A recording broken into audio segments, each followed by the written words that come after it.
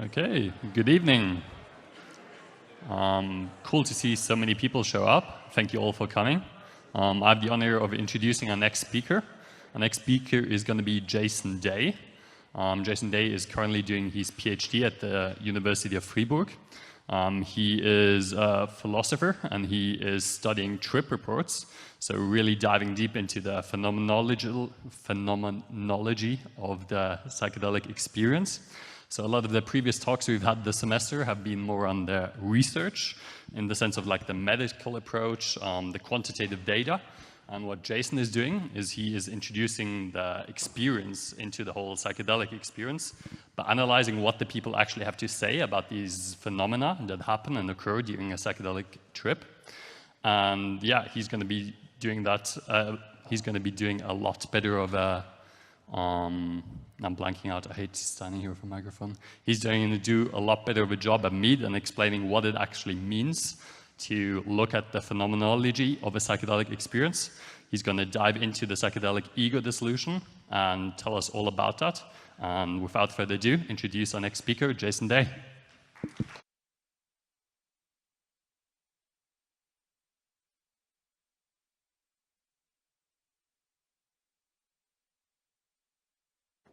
One, two.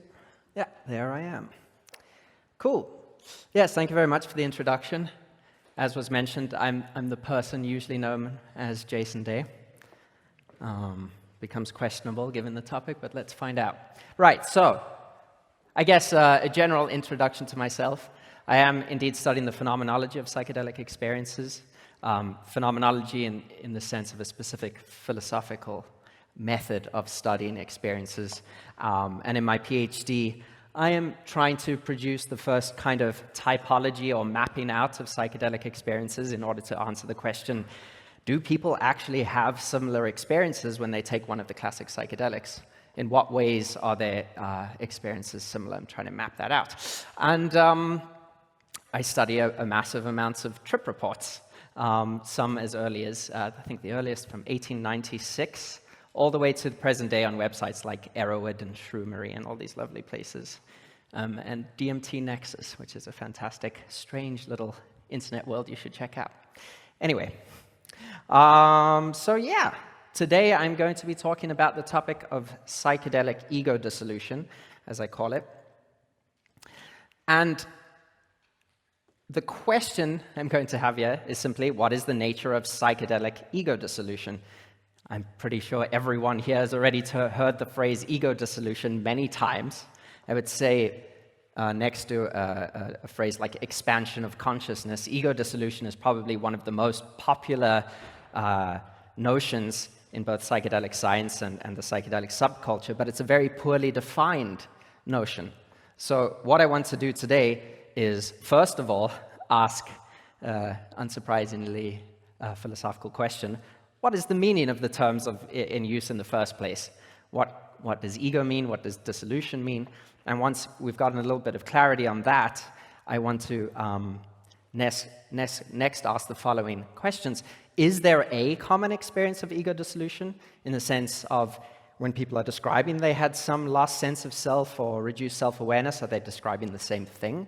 Or is it rather the case that there are perhaps several commonly experienced kinds of ego dissolution? How are they related to each other? And of course, there's the option that there's no common experience and that people mean totally different things. But I don't think that, as you'll find out shortly. Okay, so some initial definitions to get us off. On the right track, first of all, psychedelic. When I talk about psychedelic ego dissolution, I'm simply meaning any report of ego dissolution that occurs upon after the intake of a classic psychedelic, LSD, psilocybin, mescaline, and DMT. The topic of 5-MeO-DMT is one that I will address at the end of the talk. Until we get to that point, I'm just talking about experiences induced by the classic psychedelics. Next of all, ego. Very widely used and understood term.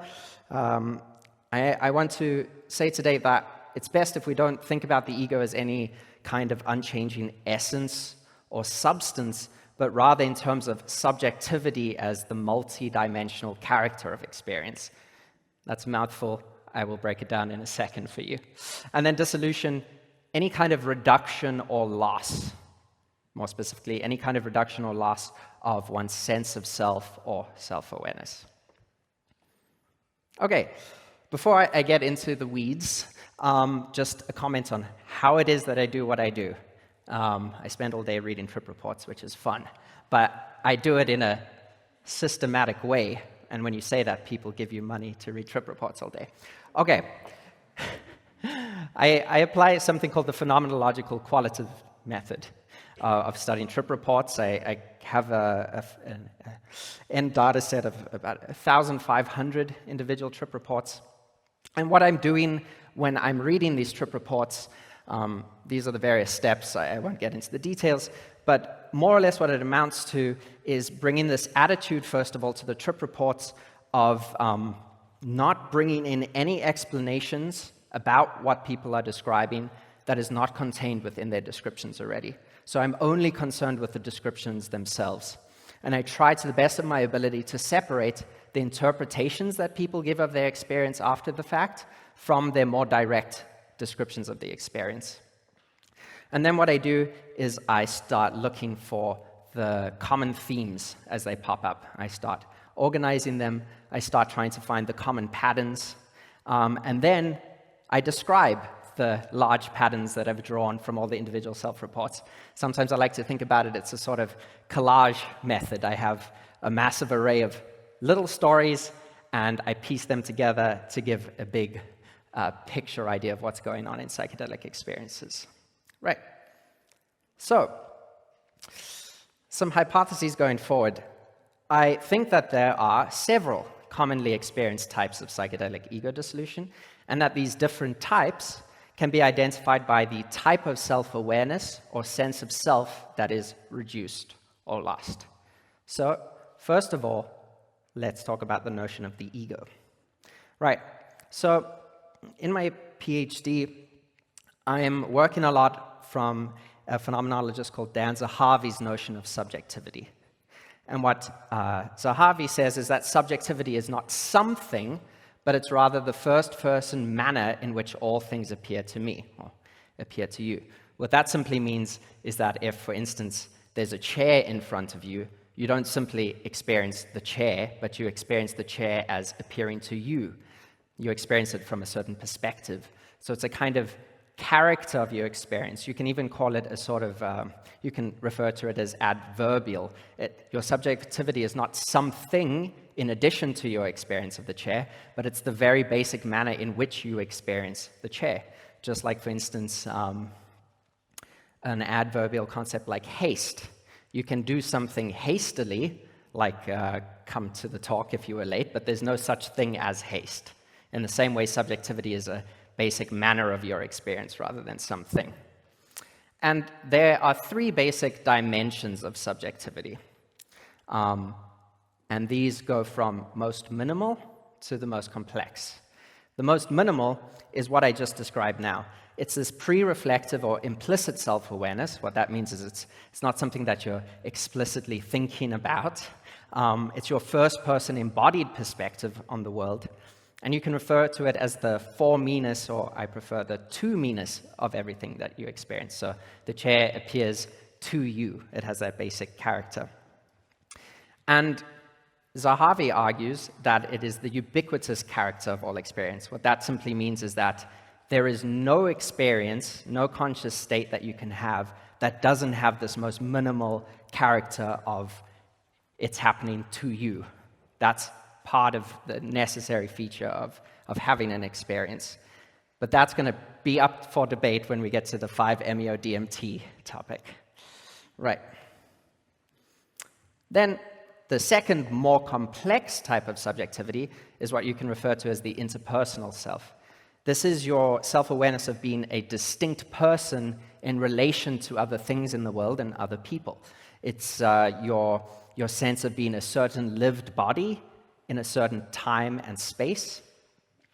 And as a particular person, you also have characteristic interests and attitudes towards life. You have a certain way of interacting with the world, a certain way of thinking of yourself and others. And then the most complex form of subjectivity, of self-awareness, is what is sometimes referred to as the narrative self. This is your reflective self-awareness, your very explicit sense of yourself as the same person who has been persisting through your past experiences, now in the present, and who will carry on experiencing in the future. And it involves your sense of your own personal history, your projects, hopes and fears for the future, as well as your sense of what your life interests are, your general attitudes towards life, your beliefs, and so on. So, I'm sure as you can see already, the concept ego should not be thought of, I think, in just one way, because otherwise we're not going to be able to get a very good grip of the various ways in which people describe losing some sense of self. So these are the various senses of self, I think, that people can be talking about. Right, so now getting into the fun stuff, the trip reports. What I want to hopefully show you today is that there are 3 types or levels of psychedelic ego-dissolution, and that these correspond to a reduction or loss of those 3 basic types of self-awareness, of subjectivity that I just described. But beyond those 3, I think there are 2 other things that are very much worth mentioning. What I want to call blackouts and bottomless bottoming out, which is a phrase I came up with and I will explain later. Right, so some further prefacing.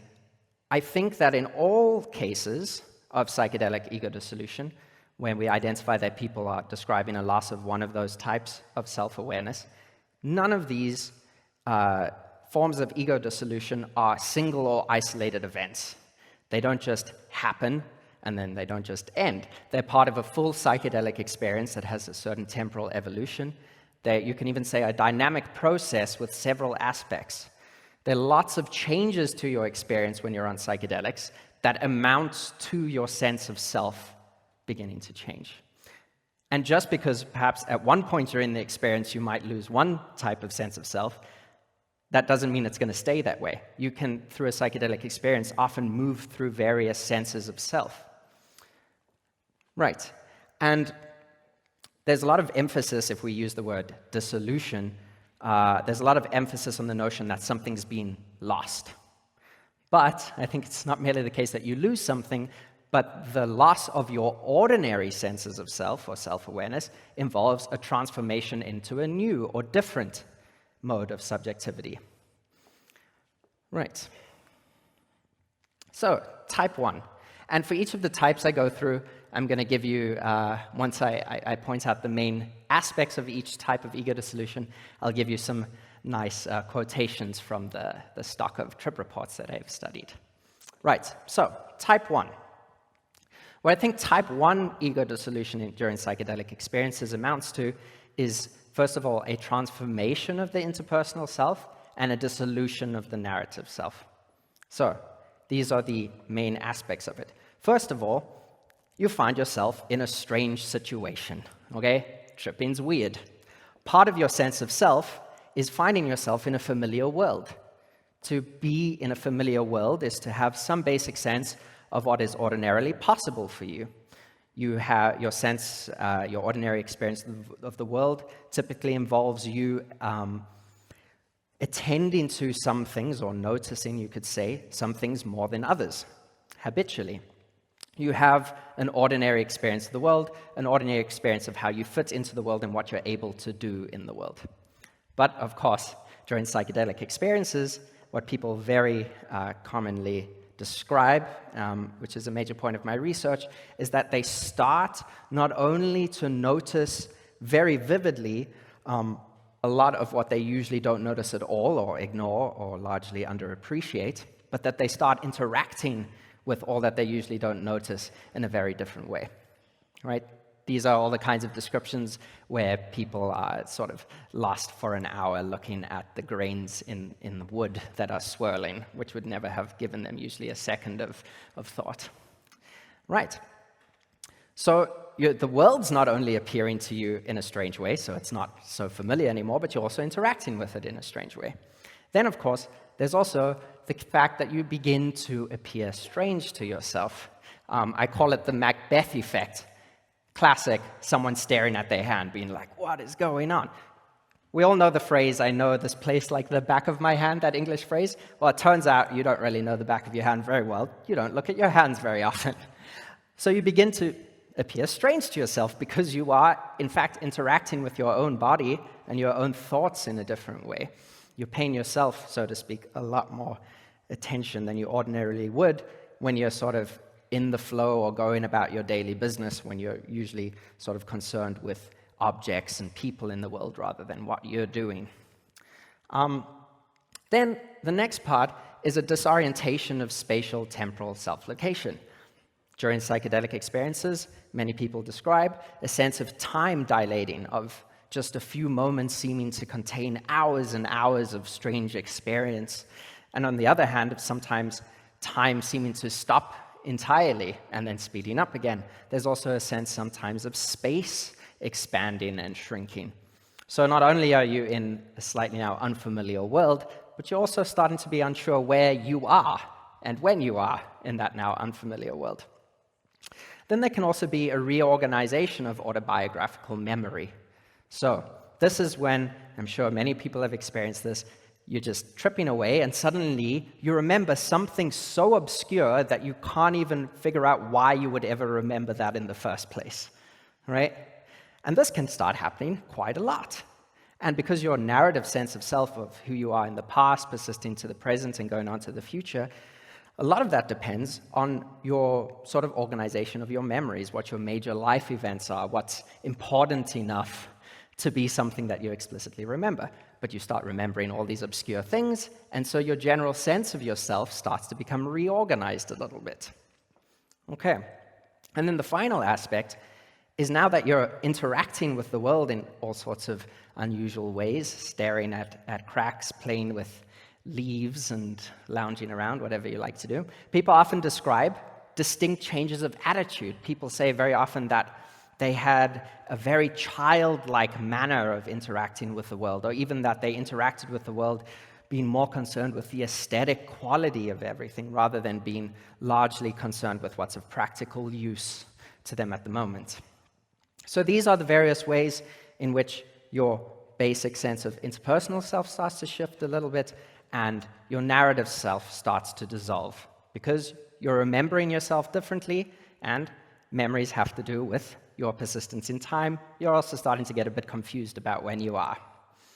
Right, and some examples. So the first concerning the strange appearance and interaction with the world. Stepping outside, I'm amazed by the flowers in our apartment courtyard. How could I ever noticed what an amazing pattern the petals make? Colors and patterns in nature become really interesting. I find myself noticing the grain in the wood on the telephone poles, the different colored chips of rock in the concrete sidewalk below our feet, the way the leaves arrange themselves on the tree branches. I start collecting little treasures from the ground, colorful autumn leaves, enticing flowers. I find the texture of a particular flower petal to be astounding. Now concerning this reorganization of memory, which also goes along with the confusion concerning time and space. As I lay on the couch staring at the gorgeous pictures, my mind wanders to random memories of my life. I recall a time when I was about 8 years old, laying on the couch, half asleep under a fuzzy blanket in the wintertime, while my mom watched an old movie on television. Is that moment really happening right now? Am I only dreaming about the day I took a walk and ate acid? It feels as if time is only an illusion and all my memories are happening simultaneously. Was I tripping then, snuggled up on the couch when I was 8? Am I really tripping now? And now concerning this change of attitude, and if I hope anyone can bring away anything from my talk, it's that tripping's a lot of fun, so let's try to remember that. Okay, so this has to do with this change of attitude, not being so concerned with matters of practical concern and self-appearance, but just having a lot of fun that can often be felt as a kind of return to how you interacted with the world as a child. I know everybody in the scientific field, it's all about how is this beneficial, but it's also a lot of fucking fun, and I want to make sure people know that it's just pure joy. Sometimes it is pure wonder. You're like in this infinite loop of mystery and infinity. It's a good time. Like it's a lot of joy and laughter, a lot of wonder, just a wonderful childlike nature came out. I remember just reflecting and having a good time. It felt good to get the inner child back because I lost it. And what all these changes can amount to is the sense that you are fully self-aware still, but you feel like to some degree you've lost your ordinary sense of self. You still are aware of being you, but you're not quite sure who the you is anymore. And sometimes this can be experienced as quite a liberation, leaving all your daily life concerns behind. And this is quite a lovely quote, one of my favorites. I spoke to the gargoyles, which twisted on a baroque column, and discussed the leaf situation with the caterpillar, and worshipped at the spray of rainbows in a lawn sprinkler, and said hello to a red flower breathing on a pulsating, undulating white wall. I had lost my personality and felt, what a good riddance. So as you can see here, this person is clearly lucidly self-aware, right? But there's a sense that their ordinary mode of interacting with the world, of who they typically are, has been dissolved or lost in some way. Okay, now let's get to type 2. Earlier, I spoke about a loss of one's narrative sense of self, and also some shifts to one's interpersonal sense of self in terms of how one's interested in and interacts with the world. Now we get to the second type, which is just a dissolution of the interpersonal self. This has to do with the following aspects. First of all, you can engage in novel manners of interaction. So, where earlier I said you interact strangely with the world, you focalize things that you usually wouldn't be interested in and wouldn't notice at all, these novel manners of interaction have to do with ways of interacting with the world in which you have never done before. So an example of this is something I call hyper-zooming. So, an experience I'm sure that is familiar with many in the room. Sometimes people compare it to when you watch a Mandelbrot set zoom on YouTube. Hyper-zooming is when you become intensely concentrated on an incredibly clear detail of something, and as soon as you get immersed in that one detail expands into a spectrum of other details for you to focus on. You pick out one single detail, voila, that turns out to be a whole spectrum of details, and you go down, down, down in this almost perpetual zoom. I'm not sure if that happens to anyone on a daily basis, but it would make your daily life quite difficult. Another thing is multi-thematization. That's when, in our everyday life, we're quite used to focusing on one thing at a time. It's very difficult to, so to speak, divide your attention, which is usually not having two focal points, but sort of switching between two things that are near to one another in terms of how prominent or salient they are to you. What can happen in multi-thematization during psychedelic experiences is that you can have this experience of having multiple focal points all at once, like the foreground and background disappears. Again, very unusual. Then there can be depersonalization and disembodiment. So, depersonalization occurs when you don't simply look strange to yourself, you don't simply feel strange to yourself in the way that you're acting and thinking, but you are appearing to yourself, in fact, so strangely that you don't recognize yourself anymore. It's as if you're somewhat observing someone else going about their trip. And disembodiment, that typically occurs, described as some sort of dramatic loss of bodily awareness, when people say that they forgot about their body, they didn't feel it at all. That usually comes about when people become deeply immersed in something. For instance, say someone's getting really into the strange visions with their eyes closed. They can become so deeply immersed in that they forget or no longer sense their body.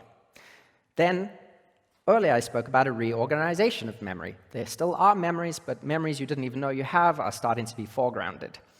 Memory loss is just a complete loss of memory concerning how you got to the point you are now. Can't really remember what happened before the trip, and that can give the experience of the trip being in some sense timeless. Loss of spatiotemporal awareness is also very much correlated to descriptions of becoming so deeply immersed in interacting with something that you no longer have a sense of where you are or when you are. Okay, and as always, some fun quotes. Why was I disappearing? I realized, actually, in some completely indescribable way, I saw that both time and space were dissolving. I was entering eternity through some other door this time. It became transparently obvious to me that if time and space unraveled, then the coordinates that defined my existence as a person would also disappear. With an inexpressible flood of fear, I realized that I would, in effect, die. My ego self was bouncing in and out of existence as time and space waxed and waned around me, in me, through me. So I think a good thing to pick up from this quote is this description of waxing, waning, bouncing in and out, showing that this is a dynamic process. You might at one point not remember who you are, and then 5 minutes later, there's this flood of recognition, and then you're lost again. It's a dynamic process. Right. And now about this memory loss. I literally forgot who I am, what I am, where I am. It felt as some nothingness. And it took me so much effort to remember at least some bits of my being, my life, my occupation, where I live, with whom I live, and so on. I had to constantly remind myself that I ate shrooms and how much I ate. It carries on.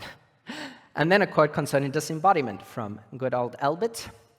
My body seemed to be without sensation, lifeless, strange. Was I dying? Was this the transition? At times I believed myself to be outside my body, and then perceived clearly as an outside observer the complete tragedy of my situation. So in fact, this quote contains some nuance concerning bodily self-awareness. On the one hand, people can often describe being fully aware of their body, but being aware of their body almost as if in the manner that one would be aware of someone else's body. It doesn't so much feel like something that you're living through anymore. Sometimes people describe walking and it feeling like you're a puppet or a machine. Right? That's obviously very different to when you just have no sense of having a body at all. Right. And now we get to type 3. And this is where the contentious debates begin. So what I want to put forward is, in my study of these more than 1,500 trip reports, I do not find any convincing evidence to say that you can have an experience or a state of consciousness that is totally lacking all self-awareness. I think it can lose all the types of self-awareness I just described, but this most basic form of self-awareness, I think, never goes away. And in fact, if there are any people who have adventured quite far, it's, I think, one of the most bizarre parts of tripping, of having psychedelic experiences, is somehow you're always still there. Even though you're still there can be dramatically novel. Right, so what does it mean when during a psychedelic experience you've got to this point of not having any self-awareness except the most basic experience of having an experience? It means that you are aware at this point merely of existing, right? But you can exist in very novel ways. You can have very bizarre forms of, subjectivity.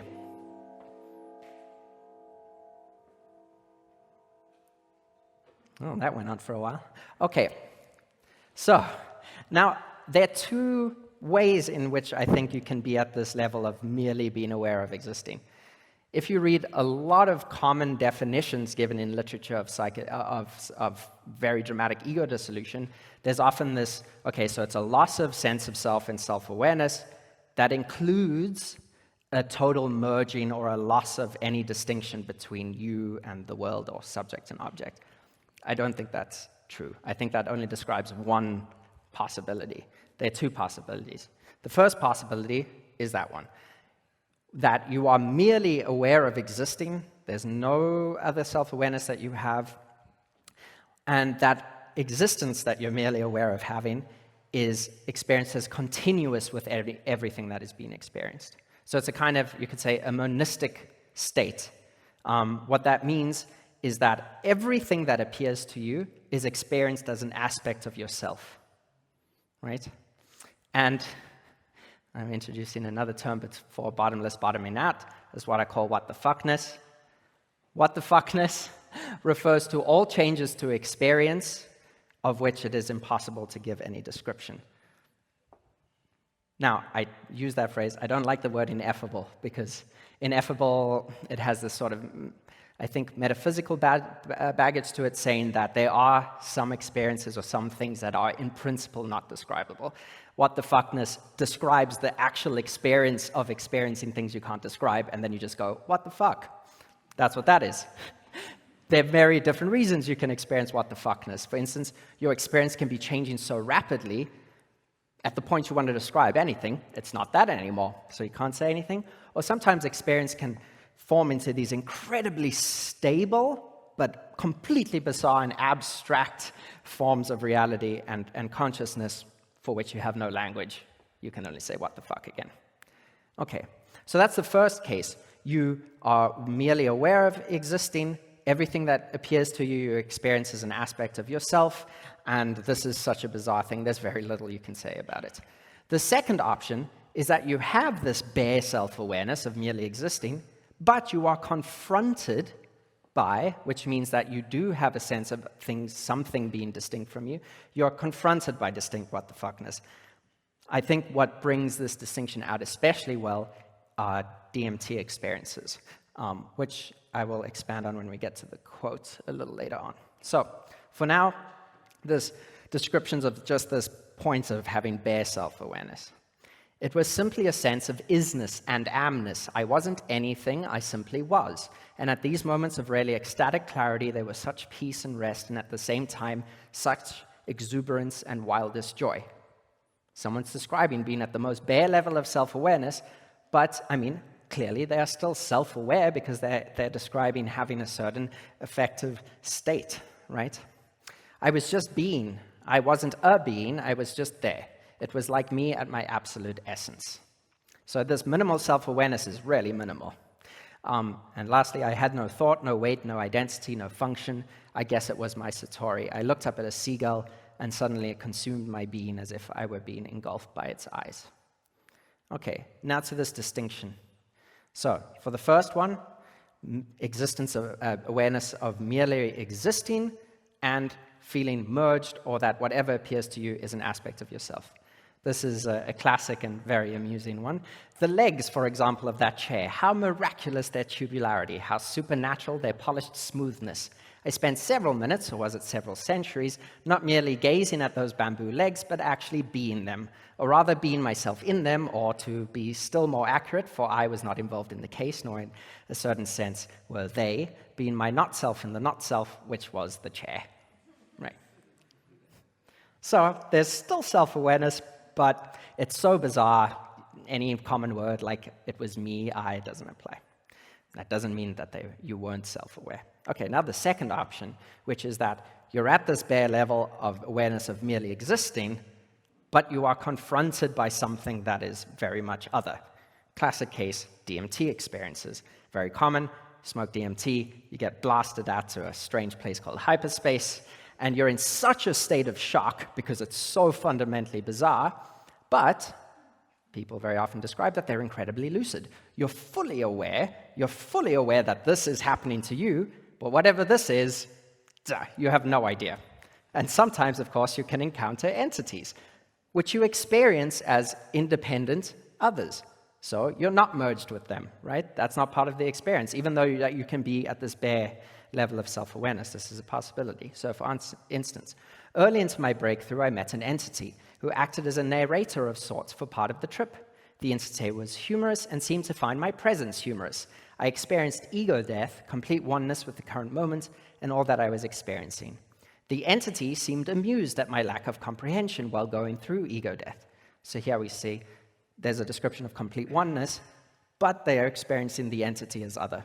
So it's not a complete state of merging with everything that appears. There was an irony in the significance I put in breaking through under the lens of my ego and how much I could absorb directly.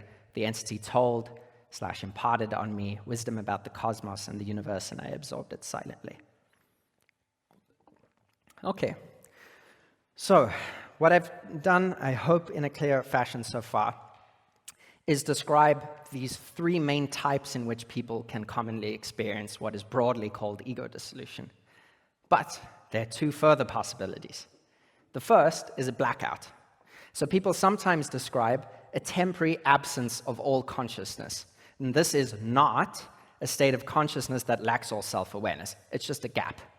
People say they blacked out, that they drifted away, and suddenly they realized that they were back at some point.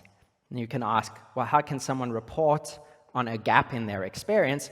Well, it's usually because you remembered what happened before the gap, say the door was open, and then when you're back again, back online, to use a probably very bad metaphor, but you get the idea, the door's closed. So what do you infer? Well, something happened in between the two that you missed, you weren't there. Okay, here's an example. I had never known a trip to kick in so fast or with such violence. I could just about ride the first surges, but then a huge wave smashed into me. It bowled me over, and I blacked out. I came to in the bath. I seemed to have lost all capacity to distinguish one thing from the next. I lay there without moving a muscle balefully surveying mountains of suds, a neon-lit and exceptionally vile shade of green. There was no time. Another blackout supervened. When I came to, I was standing beside the bath with no recollection of how I managed to get there. So, well, I was in the bath, I'm at the bath, something happened in the middle, I wasn't there. Nor did I have any idea what to do next. Right. So, minimal self-awareness was lost, but so was being conscious. So it's not a state of consciousness without self-awareness. Okay, now to the other wacky phrase, bottomless bottoming out. So it's very common for a lot of people to talk about ego dissolution as this kind of most radical of experiences that you have in psychedelics, and that there's nothing beyond, past, or below that. That's like as far as you can go. But what's in fact very interesting is that many people who experiment with very high doses of psychedelics more regularly describe that there are in fact many levels of ego dissolution during psychedelic experiences, that you can move through losing all of your ordinary senses of self, right? Get into this moment of bare self-awareness, that you're just aware of existing, nothing more, and then from that point, experiencing very abstract forms of subjectivity start to evolve from that point, right? So you can break through, so to speak, your bare awareness of existing. Sometimes there's reaching that point, a blackout, and then you wake up in a totally novel state. And this often involves entering a kind of novel dimension of experience. I think oftentimes it just happens very quickly, but I think this happens very regularly with vaporization of DMT freebase, where it's very much an experience of getting ripped, sucked out. Suddenly you feel like you're dying, and then you're suddenly somewhere else and you're awake. In a totally different mode. So I think that the ways in which your self-awareness can dissolve and reform in new ways is apparently bottomless. And you can learn to dive deeper. What do I mean by that? I think that you can in fact learn to stay more self-aware as you move through more abstract states of subjectivity. Which can take some practice, because oftentimes you can be in a state that's so bizarre that you, I guess, can't handle it and you black out. Or you have this sudden panic knee-jerk reaction and scramble back to the surface. But you can practice concentrating and maintaining the most bare level of self-awareness that you can have without blacking out and without jumping away. Here's a good description of this. This is taken from an interesting book by someone called Christopher Bach, where he writes his reports of his, I think, about 50 to 60 high-dose LSD experiences. High dose for him was 500 to 600 micrograms. Who am I talking to? With that question, my experiential field began to change, and I dropped to a new level of reality. It was as though I fell into a deeper operational level, where I discovered that I was, in fact, with myself. The creative impulse that had been other to me at the previous level was this level of myself. This mysterious progression repeated itself many times and in many variations. It continued for hours. I would be at one level of reality far beyond physical diversity. And as I sought to know this reality more deeply, I would experience a kind of dying, a falling away, and I would slip into a new level where I would discover that this duality too was another facet of myself. Over and over again in detailed progressions, I was led to the same fundamental encounter. No matter how many times I died or how many different forms I was when I died, I kept being caught by this massive something, this it. I could not leave it, I could not escape it, could not be it. No matter how many adventures I'd been on, I'd never stepped outside it, never stopped being it. There was simply no outside to my being. There was no other existence. And I think this it is just this bare awareness of existing that you can't get out of unless you black out and you're just not there. Right. Okay, that's probably too long of a quote. I will summarize it. This is just an example of the very abstract forms of subjectivity that can evolve once you've been stripped to bare awareness. So what's been described here is this moment of perpetually losing and evolving selves in, let's say, in multiple ways at once. So you have multiple forms of subjectivity existing at the same time, and they're evolving at the same time. The person uses the analogy of a fractal zoom to describe this. But I think I'm going to jump ahead after that. Feel free to ask me about strange forms of subjectivity. Another example, sometimes people experience transforming into animals of different kinds and moving and interacting with the world as if they were a totally different kind of creature. Okay. Now what I want to end off, as I promised, was dealing with what you could call the 5-MeO-DMT claim. So perhaps some of you are aware of this, but in the past couple of years, a few papers have come out in the very small world of philosophy of psychedelics, in which specifically Chris Letherby and Raphael Milliere, they argue that there are psychedelic experiences that can involve consciousness without any self-awareness. And they specifically say that it's 5-MeO-DMT experiences that this is the case with. So they say, okay, if people, apparently they say, describe complete loss of self, but still having an experience. This happens with 5-MeO-DMT, having a state of consciousness that lacks all self-awareness. There's still experience, but there's no awareness that the experience is happening to you. And that's Harvey, this person I mentioned earlier, who argues that there can't be experience without some basic level of self-awareness, is wrong by this evidence for 5-MeO-DMT reports. Okay, so this is just some notes of interest because I'm busy working on an article on this topic to address this claim. I'm studying about 200 5-MeO-DMT reports. And this is the sort of the quotation that is used most as the most clear exposition of what's meant. So this is from, everyone knows, Michael Pollan. Terror seized me, and then, like one of those flimsy wooden houses erected on Bikini Atoll to be blown up in the nuclear tests, I was no more, blasted to a confetti cloud by an explosive force I could no longer locate in my head because it had exploded that too, expanding to become all that there was. Whatever this was, it was not a hallucination. A hallucination implies a reality and a point of reference and an entity to have it. None of these things remained. Unfortunately, the terror didn't disappear with the extinction of my I. Whatever allowed me to register this experience, the post-egoic awareness I'd first experienced on mushrooms, was now consumed in the flames of terror too. In fact, every touchstone that tells us I exist was annihilated, and yet I remain conscious. Is this what death feels like? Could this be it? That was the thought, though there was no longer a thinker to have it. Here, words fail. In truth, there were no flames, no blast, no thermonuclear storm. I'm grasping that metaphor in the hope of forming some stable and shareable concept of what was unfolding in my mind. In the event, there was no coherent thought, just pure and terrible sensation. All right. So this is presented by Letherby and Milliere as a clear example of consciousness without self-awareness. Right. Now, I think that's a problematic claim to make because 5-MeO-DMT experiences are incredibly rapid and incredibly bizarre. What everyone says is they're really struggling to describe it. Whatever they say didn't really capture it. Second issue, everyone has a very different idea of what they mean by ego or self, right?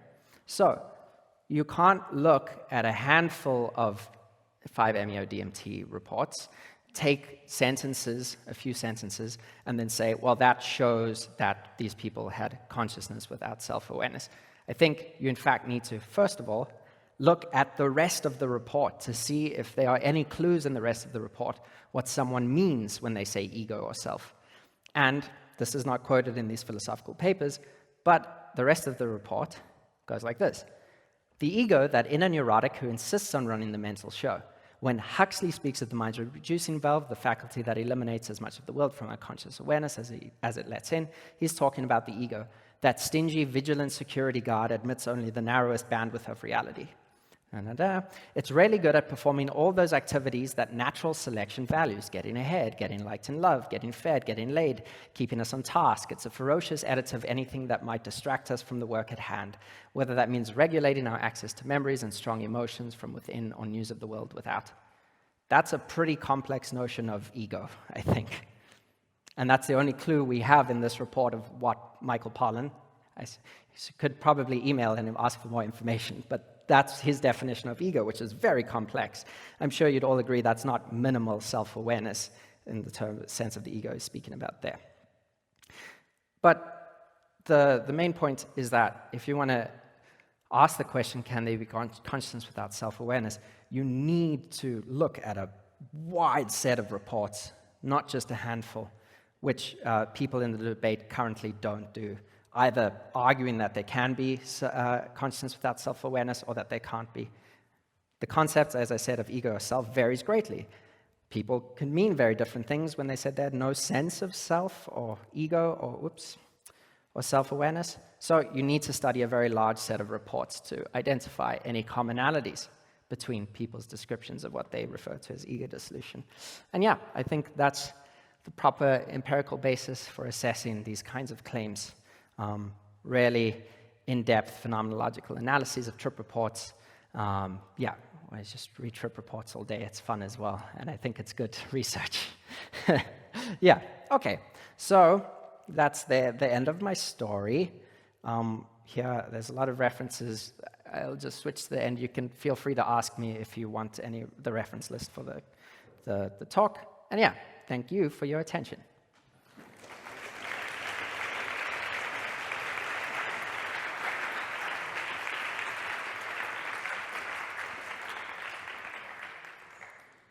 Thank you, Jason, for giving us this talk on psychedelic ego-dissolution. As Jason said, we'll now be taking your questions. Just raise your hand and we'll come to you.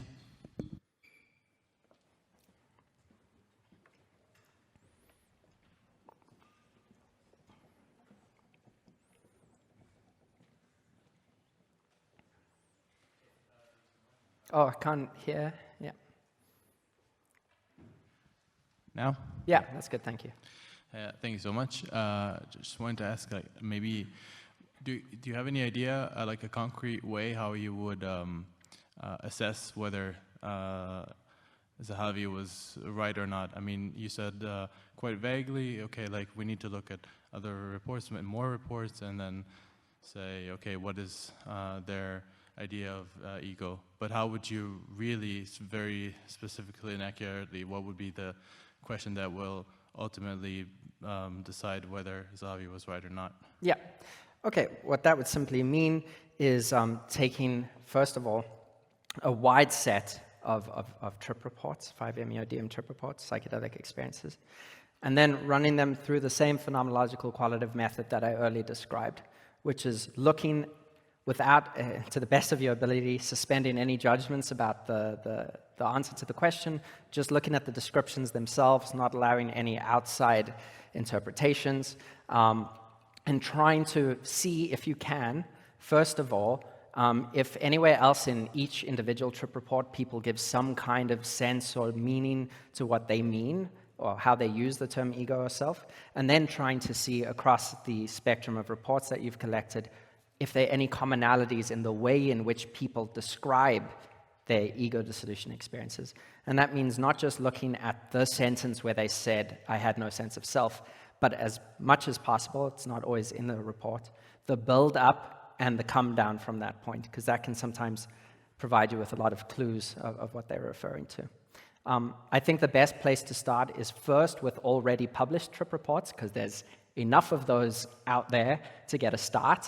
And you need to start being able to develop some good concepts based on that information if you want to ask good questions, if you want to have more detailed interviews. So I think first study in the way I described the published trip reports, get some handle of the concepts better, and then you can try for some more detail in interview processes. Yeah, I hope that answers your question. Yeah, thank you so much.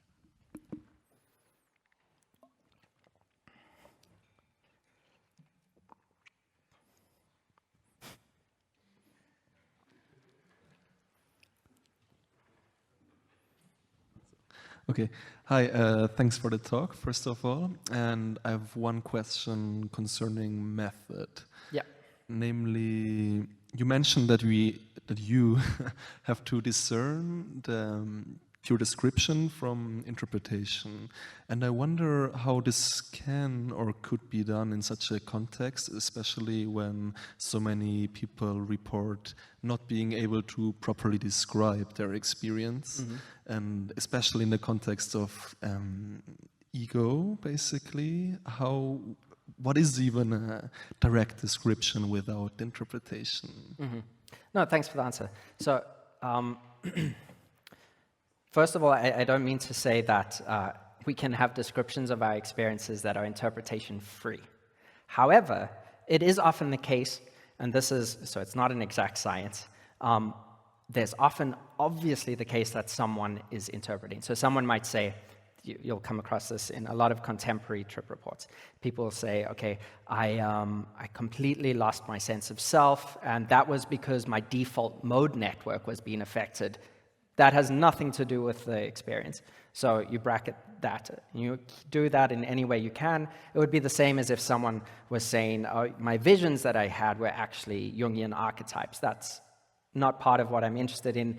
I want the closest descriptions possible of what the visions were, how it felt to experience them, what they looked like. Yeah. So it's not exact, of course, but it's more about an attitude towards the reports as best as possible. Does that answer your question? Yeah, more or less. Okay.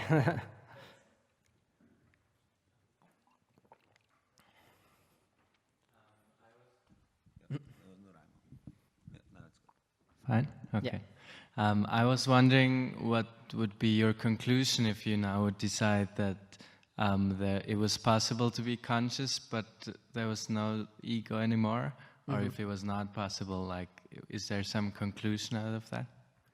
I will freely say that because I haven't finished the 5-MeO study, I don't have a conclusion yet. But yeah. What I mean is that, like, what would it mean for people that would be attached or not, or like some further ideas, what would come out of that? What would it mean in the sense of what implications would it have for some of our ideas about what subjectivity or consciousness is? Yeah, it's hard to explain. No, please go ahead. Yeah. Like, I guess if you would conclude that consciousness and ego was not attached or not kind of bound to each other, like what what would that mean for humans? Like, that consciousness would maybe not be part of humans, but something else, or like, do you know what I mean? I mean, I tend to say it wouldn't mean this. First, it's going to sound strange when I say it, but I don't think it would mean anything for humans, because it would be, if possible, a state of consciousness in which you were not present. And so I don't think that really has to do with our experience of being present, generally speaking. I'm not sure. I mean, it's difficult to... I could say something like having the experience that your sense of self and your subjectivity is very much impermanent and is not something stable and is not something that exists independently of your changing experience, that could have very serious implications for the way that you live your life, the way you cling to your sense of self and such. But as to what it would mean to have a state of consciousness in absence of essentially being there, I'm not sure. Yeah, I'm not sure. It might be one of those cases of there's nothing else you can just say, but what the fuck, I don't know what anyone would do with that. Yeah, but yeah, it could be possible. But that's not a very satisfactory answer, but yeah, that's what I got. Thank you. Yeah.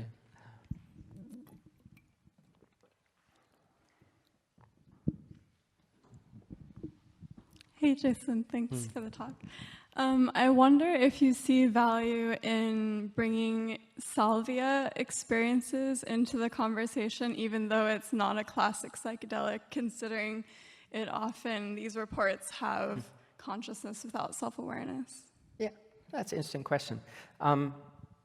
So the reason that I focus on the so-called classic psychedelics is just because I think have to start somewhere. The level of phenomenological research is basically absent. There's a big question. What do people mean when they say they had a psychedelic experience when they took a psychedelic? So that's just my starting point. But I think once you've sort of dealt with a particular class of substances that we have now, classic psychedelics, you've tried to really map out the commonalities between the experiences had by those. You can never finish the work, but some degree of that. Then I think it's very important to start also considering different substances, add into the comparison then more slowly.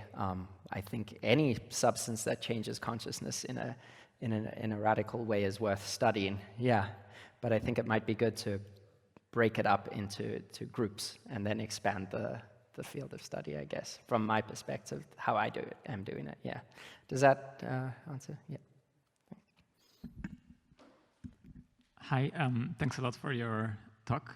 I have a methodological question, maybe, because it seems like a lot of these people are just tripping really hard, so to speak.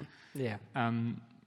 And you mentioned that Zahavi suggested there are these 3 types of ego, right?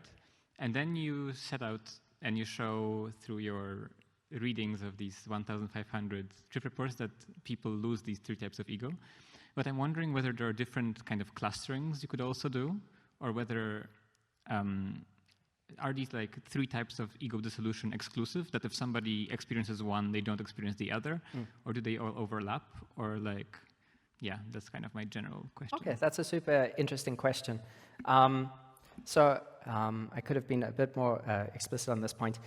I think those are just the 3 most basic types that I can identify, and you can definitely keep going in the subtypes and start grouping them into more specific ways in which they occur and interact. So when I say something like ego dissolution of any kind is a dynamic process, there can very much throughout the course of a psychedelic experience be an oscillation between these different types and different forms of subjectivity. Sometimes there can be an experience of like your head popping up above water for a second. You're like, oh my God, it's me, and I'm gone again. This could happen in many complex ways.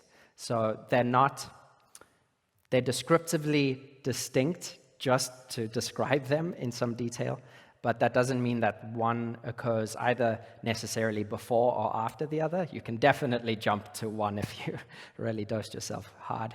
They can happen one after another in different orders. Sometimes they can intermingle. It's not a definite class for each. Yeah. Does that answer your question, how I think about it? Yeah. Yeah. It's just about looking for commonalities, not saying that in principle these are definite categories there.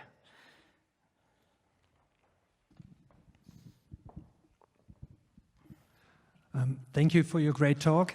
I've got 2 questions. First one is about the blackouts. Yeah. Are they dependent on the dosage that was given, or what is the reason for the blackout? Okay. I would say there's a higher tendency for blackouts to be described with escalation of doses, although I wouldn't say that's necessarily the case. Sometimes people can be... sorry.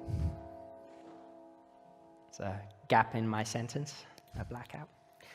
Okay, what was I saying? Yes, but sometimes, I think there's a higher tendency for blackouts with escalation of doses, and this is simply because the higher the dose, the higher tendency for incredibly abstract forms of experience that are very difficult to stay conscious during. But you can also be on a relatively lower dose and engage in a very deep kind of concentration to the point that you begin to black out at some point as well. So it can happen I would say there are tendencies for it to occur rather than there's one cause of a blackout. Yeah, does that answer your question? Yeah, thanks. And the second question is about, we heard today about the ego dissolution, but what is like the next step? When I was tripping several times, I always had like a process of being reborn. Is this also reported in all the cases you've been reading, or just in rare occasion? Not all the cases. Many people can describe an experience of being reborn in some sense. And I think what that description of being reborn refers to is when you sort of lose all of your ordinary sense of self, and then a new sense of self emerges. Then there's a sense of coming back in a more complex way again, and there's a sense of rebirth. But that's not necessarily the case, that it's experienced in such a fashion. I mean, everyone's aware there's a synonym for ego dissolution, ego death.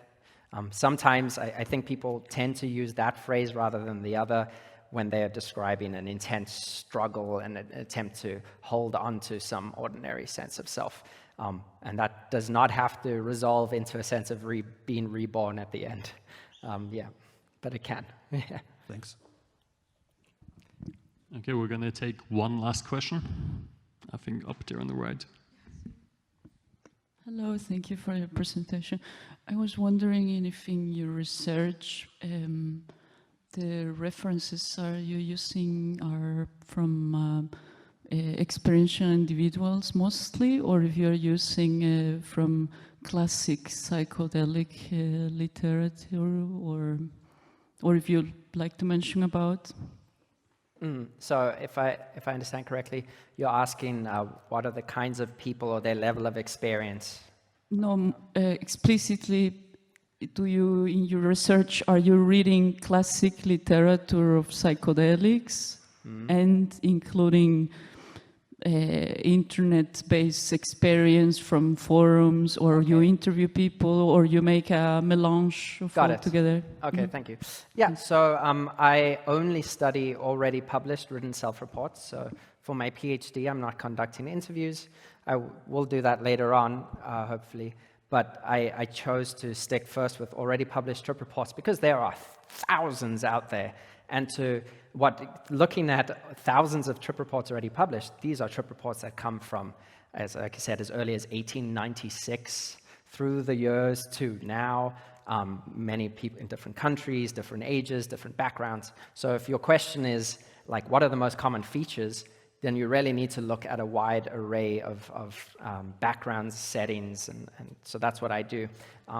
And most of my reports come from a lot of monographs and anthologies of essays published in the 1960s and 1970s, and then a lot published on online forums and archives like Erowid, Shroomery, DMT Nexus.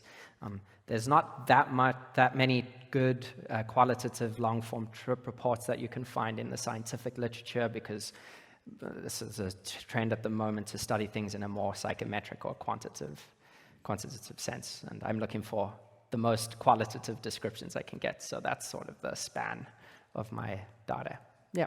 Thank you. And last question, can you mention something about the chair in Freiburg, and if it's a very this is a very specific subject of your studies interest, or if you belong to a chair that is working in the phenomenology of psychedelics? Thank you. Yeah, no, this is, there's no one, there are very few people in philosophy working on psychedelics at the moment, and this phenomenological project is my own PhD project. It doesn't fall under another group.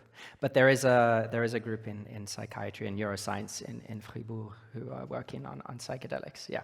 But this is my own crazy thing, yeah. Okay, with that, we're going to conclude tonight's talk. Thank you so much, Jason, for coming here from Fribourg. Thank you.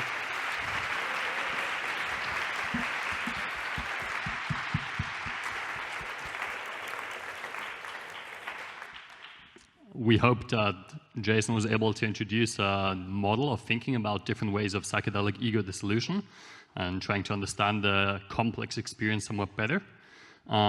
Since this is the last talk of the semester, I'm going to take one more minute before we go out to the apéro for some closing words on what we do and for you all being here.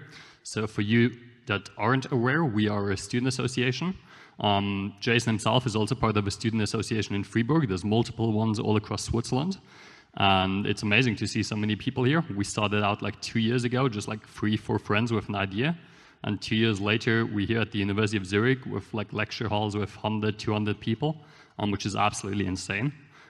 So again, thank you for each and every one who is here, taking the time to learn about psychedelic science. That's amazing. and we're very grateful. Also for the team, we're like 20 people now in the team, 10 of them active, with people designing websites, creating appros. We had an entire like congress on Saturday with like the other student associations, with ALPS, and we had 6 speakers. We had guest speakers joining us from other countries. It's been absolutely insane. We had Rick Doblin. That was kind of cool. So yeah, we're very grateful. We're going to conclude it this semester since exams are starting, and we need to, well, we're all students, we need to hustle. And we're going to return next semester, hopefully improved, and learn some things, expand, grow. We also introduced some new formats. We also have like an integration circle we're trying to develop and work on for people to talk about their psychedelic experiences, trying to understand them, or just share them for the fun of it, since that seems to be a valuable part of the experience. That being said, thank you all so much for coming.